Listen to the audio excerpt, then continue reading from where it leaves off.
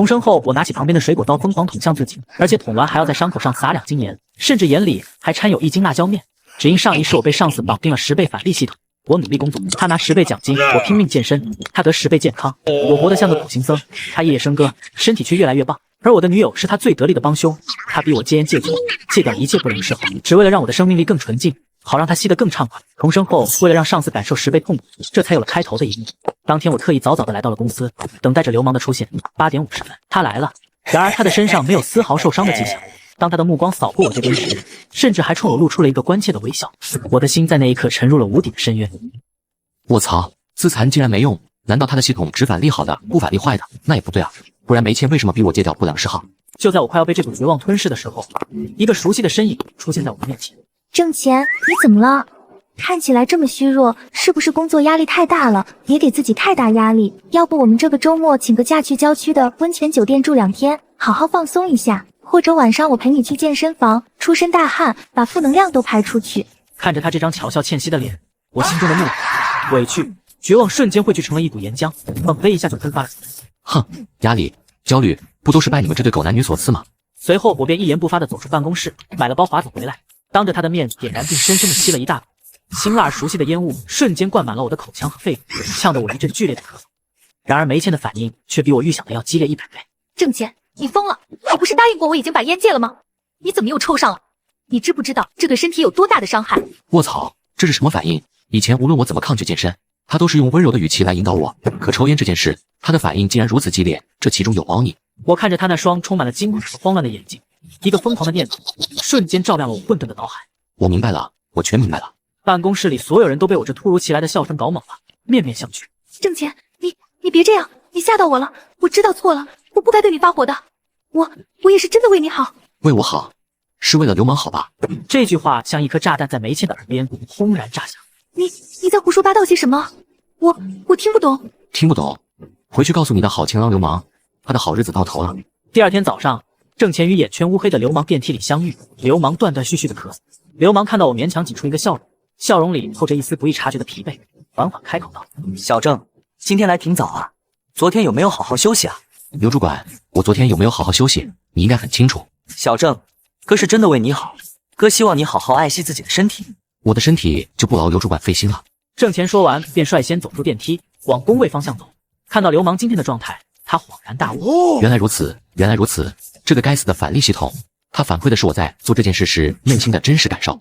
我自残，心里是痛苦的，所以它依旧不受任何影响。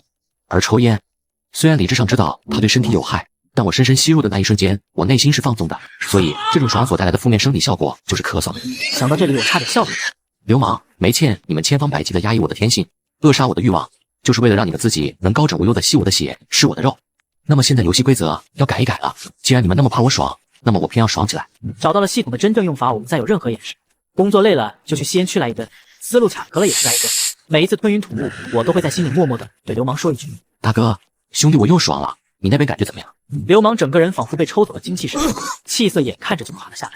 看来光靠抽烟想在不到3个月的时间内把他彻底搞垮，似乎还不太够。这天晚上，我躺在床上辗转反侧，我开始盘点，除了抽烟，还有哪些事情是能让我发自内心感到爽，但又对身体有明显负面影响的呢？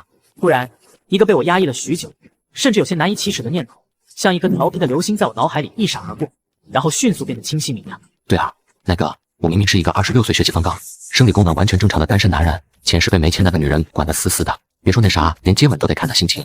想来她根本就是怕我爽，而现在我重生了，那么有些事情自己动手不是一件再正常不过的事情。我给这个计划取了一个响亮而又充满希望的名字，叫做起飞计划。短短3天之后，流氓整个人脱了相，扶着墙来上班，仿佛一阵风就能把他吹倒。开会时，流氓说着说着话，忽然眼神涣散，开始发呆。整个部门都察觉到了他的不对劲，私下议论纷纷。刘主管，这是怎么了？感觉跟被吸干了阳气一样。年轻人嘛，火气旺，可以理解，可以理解。那天下午，他终于扛不住了，把我叫进了他的办公室。郑钱，我知道我对不起你，你和梅倩分手后，我把她抢了，是我的错，我混蛋，我向你道歉。哈，看来他是真的被我这1日2飞的组合拳打得快要魂飞魄散了，但我怎么可能会放过他？我还有更多的计划没有实施呢。小郑，你坐。刘主管，发生什么事了？郑钱啊，我看你是个有才华的人，不能就这么颓废下去。你看，这是城南那个新媒体推广项目，前景非常好，流水也足。前期的所有苦活累活，策划部的张强他们团队都干得差不多了，现在就剩下最后一步整合上线，去摘的桃子就行了。我已经跟上面打好招呼了，这个项目交给你来全权负责收尾，奖金绝对丰厚。又是这种白送钱的好事，他以为用钱就能收买我，让我停止这种自杀式的袭击吗？可笑，可笑！刘主管，我不干了，我想辞职。不行！他几乎是吼出来的，随即又意识到自己失态了，连忙放缓语气，几乎是在恳求。挣钱，你听我说，公司需要你，我也需要你，你不能走，绝对不能走。他知道，就算我走了，只要系统还绑定着，他依然可以通过各种暗箱操作，把钱和功劳塞到我名下，他拿10倍的返还。但是那样一来，我就彻底脱离了他的视线和掌控。他害怕我离开之后会做出更加丧心病狂的，让他无法承受的快乐之事。挣钱，算哥求你了，好不好？只要你留在公司，你想要什么我都给你，加薪升职都没问题。只要你别再那么折磨自己了，行吗？我看着他那副快要崩溃的模样，心里那叫一个痛快，简直比3天喝了冰镇酸梅汤还要爽翻了天。折磨自己，大哥，你怕是对折磨自己有什么误解吧？我这可是在享受人生啊！既然你害怕我脱离你的视线，那我偏要脱离你的掌控，让你尝尝提心吊胆的滋味。这天我翘班回到家，我准备先来几个简单的起飞，再点几包华子添火，让刘大主管先尝上一夜10次起飞，10包华子的10倍返利，随后又打游戏到第2天。在家放纵过后，我又来到公司开始补觉。就在我睡得正香的时候，梅倩来找我。挣钱，你醒醒，求你别睡了。你不是说要和我共度余生吗？你说过会永远爱我的，你原谅我好不好？我还想跟你好好的，我可以同时伺候你和刘主管的，这样他就不会再为难我们了。你别再折磨自己了，好不好？求你了。哼，可笑！梅倩，你别忘了，是你亲手将我笃信的都市励志爱情剧本篡改成为一部精心策划的惊悚悲剧，而我不过是那个被你蒙骗至深、任人宰割的牺牲品。挣钱，你听我解释。打住吧，没什么好解释的。挣钱起身离开，随后去吸烟区点了一根又一根，顺便去卫生间完成今日的起飞 KPI。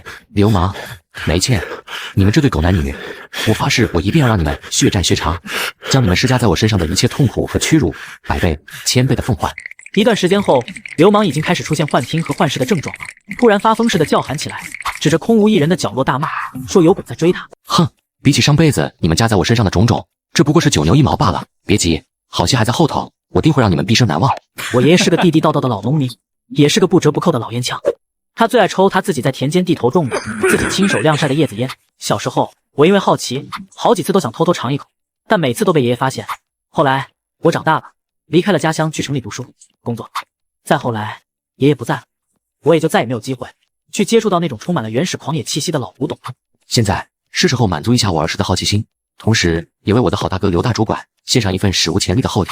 费了不少周折，终于在远房表叔那里搞到了一大包成色极佳的窖藏了3年的陈年叶子烟。随后我学着记忆里爷爷的样子，经过1个小时的精心制作，一件独一无二的艺术品，一个足以载入史册的大杀器，在我的手里诞生了。刘大主管，我倒是要看看吸入这10倍剂量的核弹之后，你那英俊的脸上将会绽放出怎样一朵绚烂而又扭曲的菊花。钱哥，今天可是公司前3季度的工作总结大会，听说最高层的领导，包括那位常年在外地考察的集团董事长也会来呢。咱那刘大主管作为今年业绩最亮眼明星主管，被安排在了第一个上台汇报。小周，你有没有觉得刘大主管今天有点奇怪？啥有啥不一样？确实，头发比平常梳的锃亮些，不过脸色有点惨白浮肿，腿也在微微颤抖，不会是得了什么大病吧？等着，等会有好戏看。说罢，我悄无声音地溜出了会场，直奔顶层的吸烟室。然后我带着对狗男女的滔天恨意，点燃了自制核武器，瞬间一股浓烈到近乎呛人辣眼睛的烟雾猛地升腾而起。我的大脑也在一瞬间的一片空白，眼前金星乱冒，天旋地转。我咬了咬牙，又狠狠地吸了第2口、第3口，连续吸了好几大口后，我感觉我不行了，扶着墙，晕乎乎的，一步一晃地走回会场。刚走到会场门口，我就被里面的景象给惊呆了。刘主管这是变异了吗？还是被什么东西附身了呀？是啊，这是怎么回事啊？太可怕了！卧槽，刘主管这是得了什么怪病吗？我那几口差点让自己爽上天，他这10倍的超级加倍剂量，怕不是已经直接爽到阎王爷那儿提前报道了吧？在叽叽喳喳的吵杂声中，我顺势回到了自己的座位上。原来就在我吸下第1口核弹的那个瞬间，他的身体猛地一僵，双眼瞬间暴突。在我吸下第2口的时候，他开始剧烈的抽搐；第3口的时候，大股白色的泡沫从他的嘴角汹涌的喷涌而出，砰的一声，重重的摔在了地上。流氓当天就被救护车直接拉走，送进了重症监护室医院，连夜组织了专家会诊，最终得出的结论是，因长期大量吸烟、酗酒、熬夜、纵欲过度等不良生活习惯，导致的多器官功能系统性紊乱，并诱发了急性的癫痫样发作及神经系统障碍。病人现在的情况非常危险，需要绝对的静养，不能再受到任何一丁点的刺激，否则随时都有可能猝死。好的，医生，谢谢您，我会好好让他静养的，一定保证他休息够，不会累着他。我会仔细看着他的情况，要是有什么不对劲，我马上就告诉你。第2天，我提着一篮子最新鲜的水果，吹着口哨，施施然的来到了医院的 ICU 探视区。隔着厚厚的玻璃，我看到了病床上的流氓和守在床边的梅倩。梅倩哭得双眼红肿，像2个核桃。他看到我，眼神里充满了深入骨髓的恐惧和怨怒。我看着他，露出了一个灿烂的微笑，然后当着他们2个的面，掏出了那根只用了几口的核武器。大哥，你看，好东西吧？昨天开会太紧张了，没忍住就抽了2口，没想到劲真大。我寻思着，这么好的东西可不能浪费了。今晚我约了几个朋友，准备去 KTV 通宵喝酒唱歌，正好把这个带上，大家一起爽一爽，乐呵乐呵。不要，挣钱，求求你，求你好好休息，别去玩了。不好意思啊，刘主管，我正是爱玩的年纪呢。我看着他那副濒死的模样，嘴角的笑意越发冰冷。挣钱，我知道错了，哥给你道歉，你原谅哥好不好？原谅？我凭什么要原谅你？刘大主管，我知道你那个该死的系统，他能把我获得的一切10倍返还给你，对不对？我错了，挣钱，我错了，我把系统返利的所有钱全都给你，我分你1半，我全都给你，求求你放过我吧。钱？那我的命呢？你拿什么还给我？说罢，我转身走出病房，他的眼神从震惊到骇然，再到最后的彻底绝望，最后化为了一片死灰。我笑得无比讽刺，无比畅快，真是可笑至极。果然，板子打在自己身上才知道疼。我的好大哥，我们慢慢玩，我倒要看看，在这最后的90天里，到底是你先被我爽死，还是我先把自己玩死？我长舒一口气，头也不回地离去。就在我刚走出医院大门的那一刻，我的脑海里突然响起了一个声音：警告！警告！检测到宿主生命体征受到严重且不可逆的威胁，系统核心安全协议已被触发，正在启动强制解绑程序，绑定解除。话音刚落，我感觉一股充满了生命力的暖流从我的4肢百骸瞬间涌起，我长长的舒了一口气，感觉自己前所未有的轻松。1周后，我从小周那里收到了消息，流氓出院了。看来是真的解绑了。我心中也有些无可奈何，既然他活过来了，那么接下来就是我被清算的时刻。果不其然，当天下午我就接到了人事部经理亲自打来的电话。小郑啊，你近期经常无故旷工，工作态度恶劣，严重违反公司纪律，领导的意思是要开除你，你知道的，我也只能听从领导的安排。经理，我都明白，我不会让您为难的，我会按照规定办好离职手续，尽快交接完手头的工作再离开。我没有去争辩，很平静地接受了这个结果。我收拾好我那点可怜的个人物品，离开了这个让我重生也让我差点再一次死去的地方。我要重新开始新的生活，真正属于我自己的生活，我要做回我自己。3个月后的一个下午，我接到了一个意想不到的电话。喂，是挣钱吗？挣钱，求求你，借我点钱好不好？50万，不，30万也行。我真的急用钱，我求求你了，只有你能帮我了。我没钱，你梅大小姐那么有钱，你老公刘大主管更是春风得意，怎么会突然想起找我这个被公司开除的可怜人借钱？梅倩，你可别忘了，是谁把我害成今天这个样子的？对不起，挣钱，以前都是我的错，是我鬼迷心窍。我不等他再说什么，直接按下了挂断键。公司楼下停满了许多车，堵住了公司的大门。催债公司的人又踩着上班铃声，准时出现在公司门口和大厅。领头男子脖子上挂着沉甸甸的金链，手里转着2个铁球，发出刺耳的撞击声。他目光锐利地扫视着每一个进出的员工，仿佛能洞穿人心。员工们窃窃私语，纷纷避开目光，脸上写满了不安和惊恐。这一天天的，真是让人窒息。门口大厅全是黑社会，办公室里人人自危，简直像误入了管理混乱的黑作坊，每分每秒都提心吊胆，完全没法集中精神做事。可不是嘛，这种压抑的环境待久了，人都要抑郁了。你看最近大家都愁眉苦脸的，说话都得小心翼翼，咱们得赶紧想办法离开这个是非之地，免得哪天不明不白就被卷进什么纷争里，到时候想脱身都难。原来就在系统与我强制解绑的那一刻，一个迟来的审判降临在了流氓的头上。那个所谓的高级智能 AI 返利系统，它遵循着一种稳定而又公平的能量守恒定律。强制解绑会将所有通过不正当手段掠夺的收益10倍奉还。系统返利给他的1000多万，在解绑的那一刻变成了高达1亿多债务。梅倩心都悬到了嗓子眼，攥紧背包，小心翼翼地到公司门口。他眼睛刚瞥见门口站着的黑衣人，脊梁骨便窜起寒意。2个黑衣人迅速跟上来。电梯里，他们灼热的视线几乎要将他烧穿。直到工位旁那2道铁塔式的身影立住，梅倩连呼吸都在颤音，他们竟要寸步不离地监视他。紧随着，流氓身后也跟着2面无表情的黑衣人，一前一后从电梯里快步走出来。随后在办公室里，梅倩对着流氓撕心裂肺地呼喊：流氓，你这个彻头彻尾的骗子，我要跟你离婚，立刻，马上离婚？梅倩，你是不是傻？你以为我流氓是慈善家吗？当初你贪图我的职位权势时，怎么不说离婚？现在想拍拍屁股走人？我告诉你，这1000万巨债，你生是我的人，死是我的鬼，必须跟我一起扛到死。我凭什么要帮你承担这笔债务？这钱又不是我借的，凭什么债务要落到我头上？你敢跑就打断你的腿，让你一辈子瘫在床上还债。流氓，你这个混蛋，这一切都是你造成的，你利用我，欺骗我，现在还把我拖进这无尽的债务深渊，你会遭报应的。总有一天，你会为你所做的一切付出代价。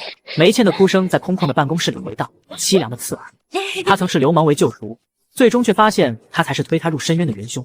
此刻，他像困在无形牢笼里，挣扎不得，唯有任凭命运宰割。公司以扰乱办公秩序为由报警，帽子叔叔介入调查梅倩与流氓的债务，我被召回配合。调查最终证实那些债务却为他们夫妻共同债务。我永远也忘不了那天下午的场景。我不解绑了，我不解绑了，我错了。求求你们重新绑定吧，绑定我，求求你们！恶人终有恶报，而我要开始去南方的艳阳里开始我的新生活了。想着想着，我打算离开了。这时，小周走了过来。钱哥，你真要走啊？不是调查清楚出来吗？是那俩狗男女撺掇的破事，跟你有啥关系？领导不是说不追究你的责任，让你留下来吗？你咋还要走呢？小周，有些事儿不是表面那么简单。我在这公司被卷进这些烂摊子，心里已经够烦了。就算领导不追究，我也没了继续干下去的心气儿。这地方我是一刻都不想多待了。南方对我来说是个全新的开始，我想去那重新找回自己的生活。钱哥，我理解你，这公司确实乌烟瘴气的，那俩狗男女把好好的地方搅和成这样。可南方人生地不熟的你去了能行吗？要不咱再考虑考虑，说不定过段时间这公司风气就好了，你再回来接着干呗。小周，我去已决。南方虽然人生地不熟，但至少有新的机会、新的挑战。我不想一辈子都被困在这个让我伤心的地方。我回到了南方，在新的环境，我开始写下我的人生新项目。这一次，所有的努力、所有的汗水、所有的智慧和创造，都将完完全全的属于我自己。我的人生由我做主。我的生活渐渐走上正轨，我每天按时按点的上下班，也开始享受生活。再后来听说他们2口子被那些高利贷公司的人强行带离了那座城市，有人说他们被卖到了缅北的某个诈骗园区，去用他们那聪明的头脑和漂亮的脸蛋去创造价值偿还那笔永无止境的债务。从此江湖上再也没有了他们的音讯。